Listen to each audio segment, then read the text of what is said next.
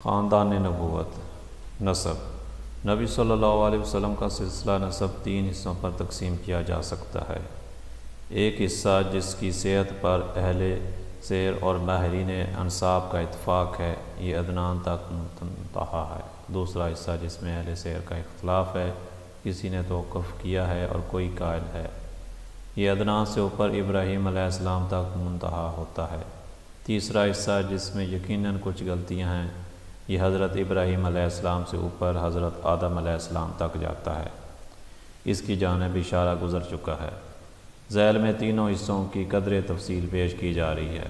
محمد صلی اللہ علیہ وسلم بن عبداللہ بن عبد المطلب بن ہاشم عبد المناف بن قصی بن کلاب بن مرہ بن قعب بن لوئی بن غالب بن فاہر بن مالک بن نضر بن کنانہ بن خزیمہ بن مدرکہ بن الیاس بن مضر بن نزار بن ماد بن عدنان بن عد بن حمیسہ بن سلمان بن اوس بن بوز بن کنوال بن عبی بن عوام بن ناشد بن حزا بن بلداس بن یطلاف بن طابق بن جاہم بن ناحش بن ماہی بن عائد بن ابکر بن عبید بن دعائے بن حمدان بن سنبر بن یسربی بن یحزن بن یلحن بن ارواح بن عائد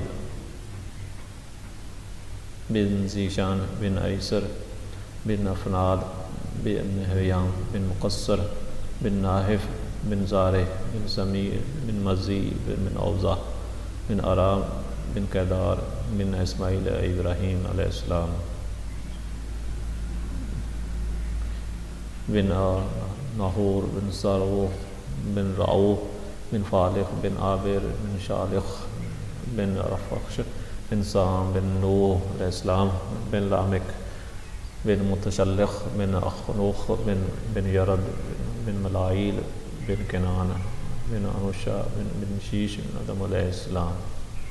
خانوادہ نبی صلی اللہ علیہ وسلم کا خانوادہ اپنے جد اعلیٰ ہاشم بن عبد المناف کی نسبت سے خانوادہ ہاشمی کے نام سے معروف ہے، اس لیے مناسب معلوم ہوتا ہے کہ ہاشم اور ان کے بعد بعض افراد کے مختصر حالات پیش کر دیے جائیں۔ ہاشم ہم بتا چکے ہیں کہ جب بنو عبد المناف اور بنو عبد الدار کے درمیان عہدوں کی تقسیم پر مصالحت ہو گئی تو عبد المناف کی اولاد میں ہاشم ہی کو سقایا اور افادہ یعنی حجاج اکرام کو پانی پلانے اور ان کی میزبانی کرنے کا منصب حاصل ہوا۔ ہاشم بڑے معزز اور مالدار تھے، یہ پہلے شخص ہیں جنہوں نے مکے میں حاجیوں کو شوربہ روٹی کھلانے کا اہتمام کیا۔ ان کا اصل نام عمرو تھا، لیکن روٹی توڑ کر شوربے میں ساننے کی وجہ سے ان کو ہاشم کہا جانے لگا، کیونکہ ہاشم کے معنی ہیں توڑنے والا۔ پھر یہی ہاشم وہ پہلے آدمی ہیں جنہوں نے قریش کے لیے گرمی اور جاڑے کے 2 سالانہ تجارتی سفروں کی بنیاد رکھی۔ ان کے بارے میں شاعر کہتا ہے کہ یہ عمرو ہی ہے جنہوں نے قحط کی ماری ہوئی اپنی لاغر قوم کو مکہ میں روٹیاں توڑ کر شوربے میں بھگو کر کھلائیں اور جاڑے اور گرمی کے دونوں سفروں کی بنیاد رکھی۔ ان کا ایک اہم واقعہ یہ ہے کہ وہ تجارت کے لیے ملک شام تشریف لے گئے۔ راستے میں مدینہ پہنچے تو وہاں قبیلہ بنی نجار کی ایک خاتون سلمہ بنت عمرو سے شادی کر لی اور کچھ دنوں وہیں ٹھہرے رہے، پھر بیوی کو حالت حمل میں مکے ہی میں چھوڑ کر ملک شام روانہ ہو گئے اور وہاں جا کر فلسطین کے شہر غزہ میں انتقال کر گئے۔ ادھر سلمہ کے وطن سے بچہ پیدا ہوا، یہ 497 عیسوی کی بات ہے۔ کیونکہ بچے کے سر کے بالوں میں سفیدی تھی، اس لیے سلمہ نے اس کا نام شیبہ رکھا اور یثرب میں اپنے میکے ہی کے اندر اس کی پرورش کی۔ آگے چل کر یہی بچہ عبد المطلب کے نام سے مشہور ہوا۔ عرصے تک خاندان ہاشم کے کسی آدمی کو اس کے وجود کا علم نہ ہو سکا۔ ہاشم کے کل 4 بیٹے اور 5 بیٹیاں تھیں، جن کے نام یہ ہیں: اسد، ابو سیفی، نزلہ، عبد المطلب، شفا، خالدہ، ضعیفہ، رقیہ اور جنتا۔ عبد المطلب۔ پچھلے صفحات سے معلوم ہو چکا ہے کہ سقایا اور افادہ کا منصب ہاشم کے بعد ان کے بھائی مطلب کو ملا۔ یہ بھی اپنی قوم میں بڑی خوبی اور اعزاز کے مالک تھے، ان کی بات ٹالی نہیں جاتی تھی۔ ان کی سخاوت کے سبب قریش نے ان کے کا لقب فیاض رکھ چھوڑا تھا۔ جب شیبہ یعنی عبد المطلب 10-12 برس کے ہو گئے تو مطلب کو ان کا علم ہوا اور وہ انہیں لینے کے لیے روانہ ہوئے۔ جب یشرب کے قریب پہنچے اور شیبہ پر نظر پڑی تو اشکبار ہو گئے، انہیں سینے سے لگا لیا اور اپنے سواری پر پیچھے بٹھا کر مکہ کے لیے روانہ ہو گئے، مگر شیبہ نے ماں کی اجازت کے بغیر ساتھ جانے سے انکار کر دیا۔ اس لیے مطلب ان کی ماں سے اجازت کے طالب ہوئے، مگر ماں نے اجازت نہ دی۔ آخر مطلب نے کہا کہ یہ اپنے والد کی حکومت اور اللہ کے حرم کی طرف جا رہے ہیں۔ اس پر ماں نے اجازت دے دی اور مطلب انہیں اپنے اونٹ پر بٹھا کر مکہ لے آئے۔ مکہ والوں نے دیکھا تو کہا یہ عبد المطلب ہے، یعنی مطلب کا غلام ہے۔ مطلب نے کہا نہیں نہیں، یہ میرا بھتیجا یعنی میرے بھائی ہاشم کا لڑکا ہے۔ پھر شیبہ نے مطلب کے پاس پرورش پائی اور جوان ہوئے۔ اس کے بعد مقام رومان یمن میں مطلب کی وفات ہو گئی اور ان کے چھوڑے ہوئے مناصب عبد المطلب کو حاصل ہوئے۔ عبد المطلب نے اپنی قوم میں اس قدر شرف و اعزاز حاصل کیا کہ ان کے آباء و اجداد میں کوئی اس مقام کو نہ پہنچ سکا۔ قوم نے انہیں دل سے چاہا اور ان کی بڑی عزت و قدر کی۔ جب مطلب کی وفات ہو گئی تو نوفل نے عبد المطلب کے صحن پر غاصبانہ قبضہ کر لیا۔ عبد المطلب نے قریش کے کچھ لوگوں سے اپنے چچا کے خلاف مدد چاہی، لیکن انہوں نے یہ کہہ کر معذرت کر دی کہ ہم تمہارے اور تمہارے چچا کے درمیان دخیل نہیں ہو سکتے۔ آخر عبد المطلب نے بنی نجار میں اپنے ماموں کو کچھ اشعار لکھ بھیجے جس میں ان سے مدد کی درخواست کی تھی۔ جواب میں ان کا ماموں ابو سعد بن عدی 80 سواروں لے کر روانہ ہوا اور مکہ کے قریب ابتہا میں اترا۔ عبد المطلب نے وہیں ملاقات کی اور کہا ماموں جان گھر تشریف لے چلیں۔ ابو سعد نے کہا نہیں، خدا کی قسم، یہاں تک کہ نوفل سے مل لو۔ اس کے بعد ابو سعد آگے بڑھا اور نوفل کے سر پر آن کھڑا ہوا۔ نوفل حتیم میں مشائخ قریش کے ہمراہ بیٹھا تھا۔ ابو سعد نے تلوار بے نیام کرتے ہوئے کہا اس گھر کے رب کی قسم، اگر تم نے میرے بھانجے کی زمین واپس نہ کی تو یہ تلوار تمہارے اندر پیوست کر دوں گا۔ نوفل نے کہا اچھا لو، میں نے واپس کر دی۔ اس پر ابو سعد نے مشائخ قریش کو گواہ بنایا۔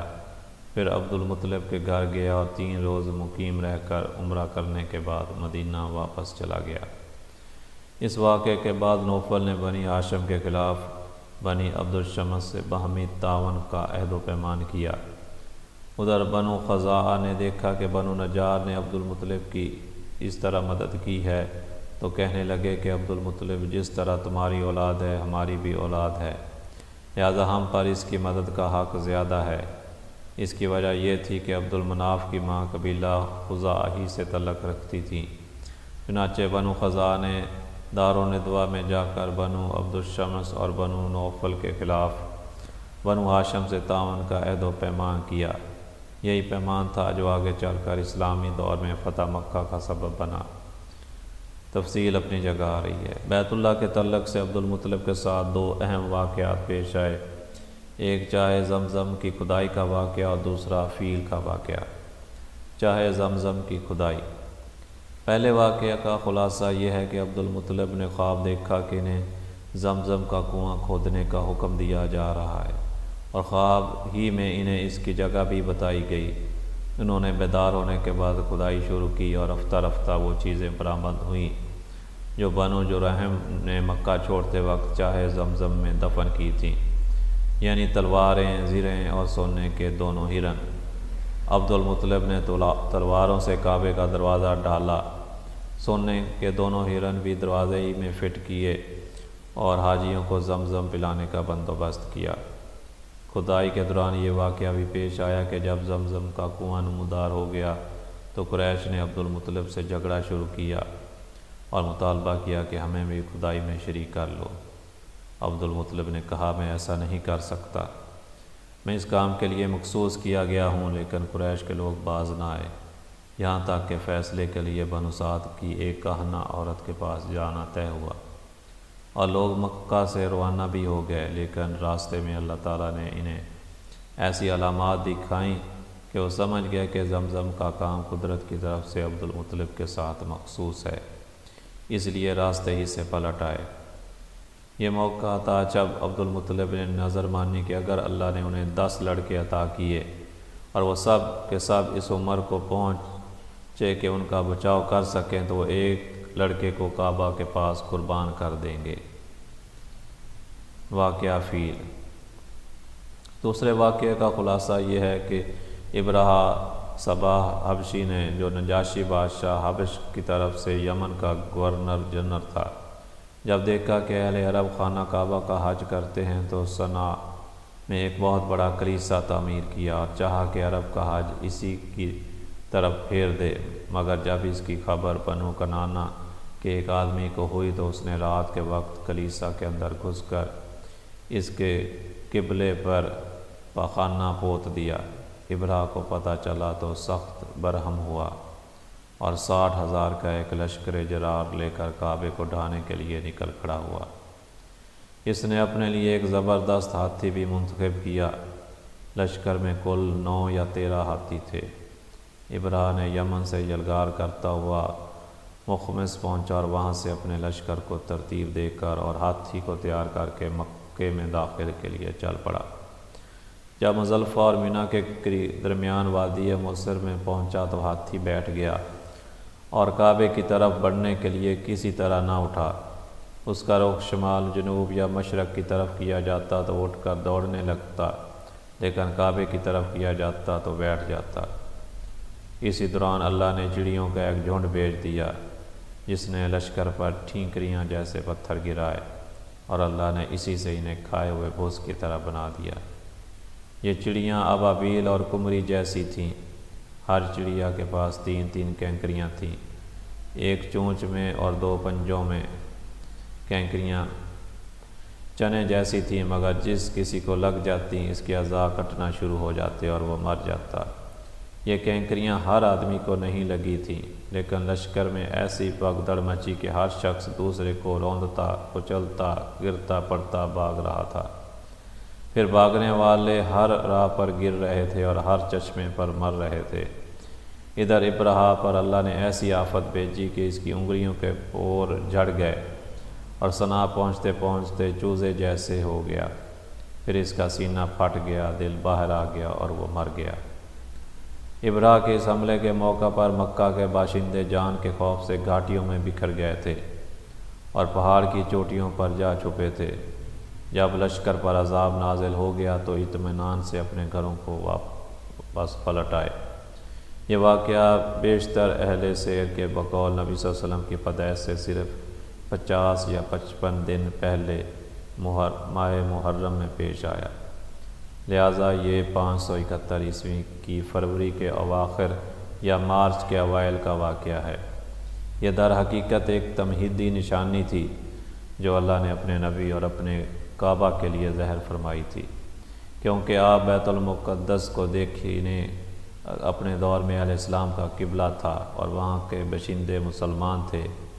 اس کے باوجود اس پر اللہ کے دشمن یعنی مشرکین کا تسلط ہو گیا تھا، جیسا کہ بخت نصر کے حملہ 587 قبل مسیح اور اہل روما کے قبضہ 70 عیسوی سے ظاہر ہے، لیکن اس کے برخلاف کعبہ پر عیسائیوں کو تسلط حاصل نہ ہو سکا، حالانکہ اس وقت یہی مسلمان تھے اور کعبہ کے باشندے مشرک تھے۔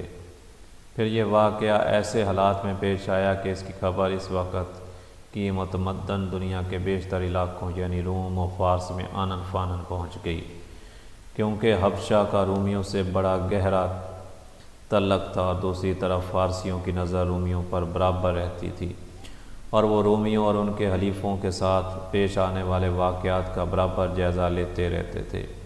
یہی وجہ تھی کہ اس واقعے کے بعد اہل فارس نے نہایت تیزی سے یمن پر قبضہ کر لیا اب چونکہ یہ دو حکومتیں اس وقت متمدن دنیا کے اہم حصے کی نمائندہ تھیں، اس لیے اس واقعے کی وجہ سے دنیا کی نگاہیں خانہ کعبہ کی طرف متوجہ ہو گئیں۔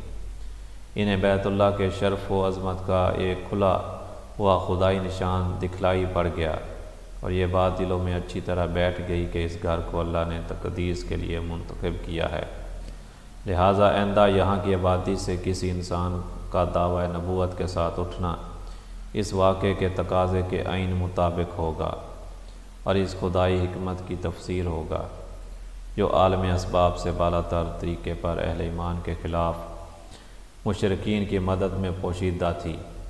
عبد المطلب کے کل 10 بیٹے تھے، جن کے نام یہ ہیں: حارث، زبیر، ابو طالب، عبداللہ، حمزہ، ابو لہب، غداق، مقوم، صفار اور عباس۔ بعض نے کہا کہ 11 تھے، ایک کا نام قسم تھا، اور بعض لوگوں نے کہا کہ 13 تھے، ایک کا نام عبد القعبہ اور ایک کا نام حجل تھا، لیکن 10 کے قائلین کہتے ہیں کہ مقوم ہی کا دوسرا نام عبد القعبہ اور غداق کا دوسرا نام حجل تھا، اور قسم نام کا کوئی شخص عبد المطلب کی اولاد میں نہ تھا۔ عبد المطلب کی بیٹیاں 6 تھیں، نام یہ ہیں: ام الحکیم، ان کا نام بضاء ہے، اور برا، عاتقہ، صفیہ، اروا اور امیمہ۔ عبداللہ رسول اللہ صلی اللہ علیہ وسلم کے والد محترم، ان کی والدہ کا نام فاطمہ تھا، اور وہ عمرو بن عاص بن عمران بن مخزوم بن یقظ بن مرا کی صاحبزادی تھی۔ عبد المطلب کی اولاد میں عبداللہ سب سے زیادہ خوبصورت، پاک دامن اور چہیتے تھے، اور ذبیح کہلاتے تھے۔ ذبیح کہلانے کی وجہ یہ تھی کہ جب عبد المطلب کے لڑکوں کی تعداد پوری 10 ہو گئی اور وہ بچاؤ کرنے کے لائق ہو گئے تو عبد المطلب نے انہیں اپنی نظر سے آگاہ کیا۔ سب نے بات مان لی۔ اس کے بعد عبد المطلب نے قسمت کے تیروں پر ان سب کے نام لکھے اور حبل کے کیم کے حوالے کیے۔ کیم نے تیروں کو گردش دے کر قرہ نکالا تو عبداللہ کا نام نکلا۔ عبد المطلب نے عبداللہ کا ہاتھ پکڑا، چھری لی اور ذبح کرنے کے لیے خانہ کعبہ کے پاس لے گئے، لیکن قریش اور خصوصاً عبداللہ کے ننھیال والے یعنی بنو مخزوم اور عبداللہ کے بھائی ابو طالب آڑے آئے۔ عبد المطلب نے کہا، تب میں اپنی نظر کا کیا کروں؟ انہوں نے مشورہ دیا کہ وہ کسی خاتون عرافہ کے پاس جا کر حل دریافت کریں۔ عبد المطلب ایک عارفہ کے پاس گئے اور اس سے کہا، عبداللہ اور 10 اونٹوں کے درمیان قرعہ اندازی کریں، اگر عبداللہ کے نام قرعہ نکلے تو مزید 10 اونٹ بڑھا دیں۔ اس طرح اونٹ بڑھاتے جائیں اور قرعہ اندازی کرتے جائیں یہاں تک کہ اللہ راضی ہو جائے، پھر اونٹوں کے نام قرعہ نکل آئے تو انہیں ذبح کر دیں۔ عبد المطلب نے واپس آ کر عبداللہ اور 10 اونٹوں کے درمیان قرعہ اندازی کی، مگر قرعہ عبداللہ کے نام نکلا۔ اس کے بعد وہ 10 اونٹ بڑھاتے گئے اور قرعہ اندازی کرتے گئے، مگر قرعہ عبداللہ کے نام ہی نکلتا رہا۔ جب 100 اونٹ پورے ہو گئے تو قرعہ اونٹوں کے نام نکلا۔ اب عبد المطلب نے انہیں عبداللہ کے بدلے ذبح کیا اور وہیں چھوڑ دیا۔ کسی انسان یا درندے کے لیے کوئی رکاوٹ نہ تھی۔ اس واقعے سے پہلے قریش اور عرب میں خون بہا دید کی مقدار 10 اونٹ تھی، مگر اس واقعے کے بعد 100 اونٹ کر دی گئی۔ اسلام نے بھی اس مقدار کو برقرار رکھا۔ نبی صلی اللہ علیہ وسلم سے آپ کا یہ ارشاد مروی ہے کہ میں 2 ذبیح کی اولاد ہوں، ایک حضرت اسماعیل علیہ السلام اور دوسرے آپ کے والد عبداللہ۔ عبد المطلب نے اپنے صاحبزادے عبداللہ کی شادی کے لیے حضرت آمنہ کا انتخاب کیا، جو وہب بن عبد مناف بن زہرہ بن کلاب کی صاحبزادی تھی اور نسب اور رتبے کے لحاظ سے قریش کی افضل ترین خاتون شمار ہوتی تھی۔ ان کے والد نسب اور شرف دونوں حیثیت سے بنو زہرہ کے سردار تھے۔ وہ مکہ ہی میں رخصت ہو کر حضرت عبداللہ کے پاس آئیں، مگر تھوڑے عرصے بعد عبداللہ کو عبد المطلب نے کھجور لانے کے لیے مدینہ بھیجا اور وہ وہیں انتقال کر گئے۔ بعض اہل سیر کا کہتے ہیں کہ وہ تجارت کے لیے ملک شام تشریف لے گئے تھے۔ قریش کے ایک قافلے کے ہمراہ واپس آتے ہوئے بیمار ہو کر مدینہ اترے اور وہیں انتقال کر گئے۔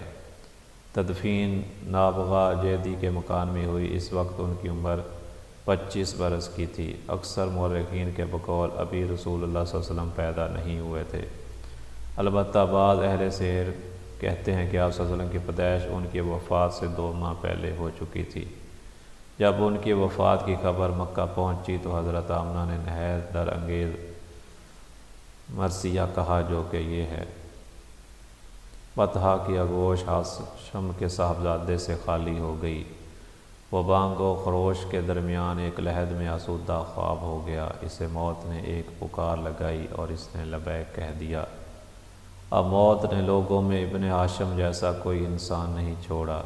کتنی حسرتناک تھی وہ شام جب لوگ انہیں تخت پر اٹھائے لے جا رہے تھے۔ اگر موت اور موت کے حوادث نے ان کا وجود ختم کر دیا ہے تو ان کے کردار کے نقوش نہیں مٹائے جا سکتے۔ وہ بڑے دانا اور رحم دل تھے۔ عبداللہ کا کل ترکہ یہ تھا: 5 اونٹ، بکریوں کا ایک ریوڑ، ایک حبشی لونڈی جن کا نام برکت تھا اور کنیت ام ایمن۔ یہی ام ایمن ہے جنہوں نے رسول اللہ صلی اللہ علیہ وسلم کو گود کھلایا تھا۔